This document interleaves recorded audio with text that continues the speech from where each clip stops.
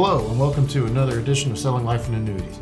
I'm Steve Allison, internal annuity marketer here at Gordon Marketing. And with me today I have Tim Luby, our National Sales Director of Annuity Sales. In today's topic, we're going to be talking a little bit about the outstanding Department of Labor ruling that maybe is expected to be coming out shortly. We've been hearing a lot of different agents reaching out to us with some concern or questions, and expressing some worry about what is about to be coming down.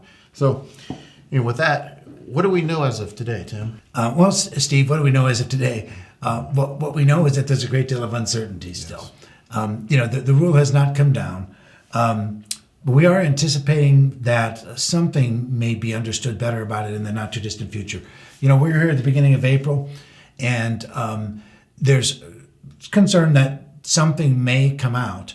And I guess what will be important when we find out what it is what kind of implementation schedule gets agreed on. This is a little bit of a political football to a degree.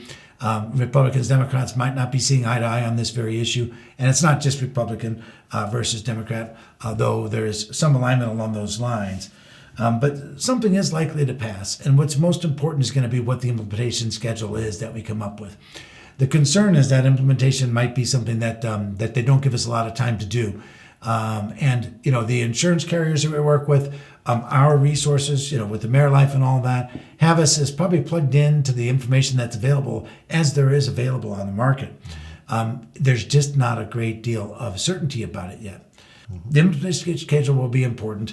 But I think a lot of agents in particular have some real concerns that this might sort of put them out of business. Yeah. And we've been confronted with this situation before, and we really don't believe that's going to happen. It may change the way that we have to do business, and it might be uncomfortable if we don't have a lot of time to make those changes. But it's not likely to put us out of business. There's going to be some way to continue to do that. In fact, there are some people out there that think that perhaps this rule would be a fantastic opportunity to differentiate a life-only agent, someone that doesn't actually do assets under management and other things, to be very well positioned to be the fiduciary. One of the things that falls out of this thing is that if the law passes similar to what we saw before, it may require that if you're going to help a client with qualified money, that you would actually be acting as a fiduciary under the ERISA rules. And now that sounds kind of daunting. But what it really requires, for the most part, is that an agent, that an advisor, acting as a fiduciary, have the client's best interest at heart.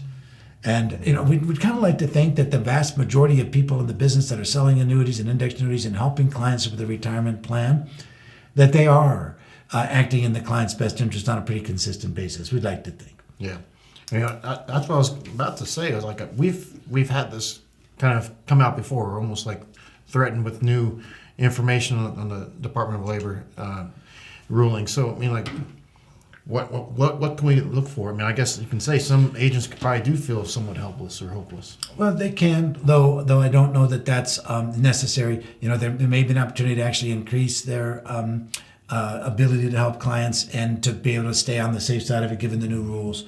There likely in the implementation process will be some forms like the last time around.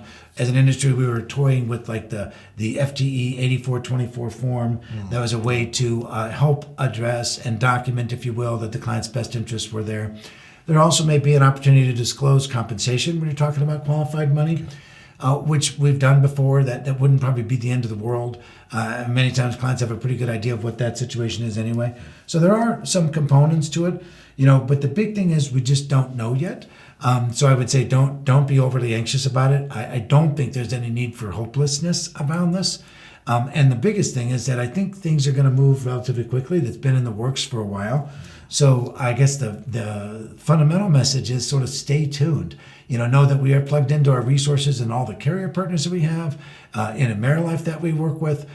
So there's a lot of people that are keeping their eye on us, keeping us informed. And we will do the same thing with our producers and agents. That when there is anything actionable, anything that's required, you can count on us to have your back on that and to keep you informed about it. Okay. All right. So basically, be patient, stay tuned. We will be in front of it. We'll make sure we get any information that we have out. If any agents have any other questions about this, how can they reach you, Tim? Great. Yeah, so they can reach me. My email address is timl@gordonmarketing.com.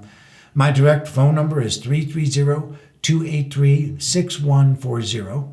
Yep, and you can reach me at sallison@gordonmarketing.com. My extension is 140. But as we're finishing up this edition, we want to make sure that you like, comment, and share the video. Also, make sure you subscribe to the channel and hit that notification bell so that anytime we come out with a new edition of Selling Life and Annuity, you'll be notified. And with that, thanks, Tim, and happy selling.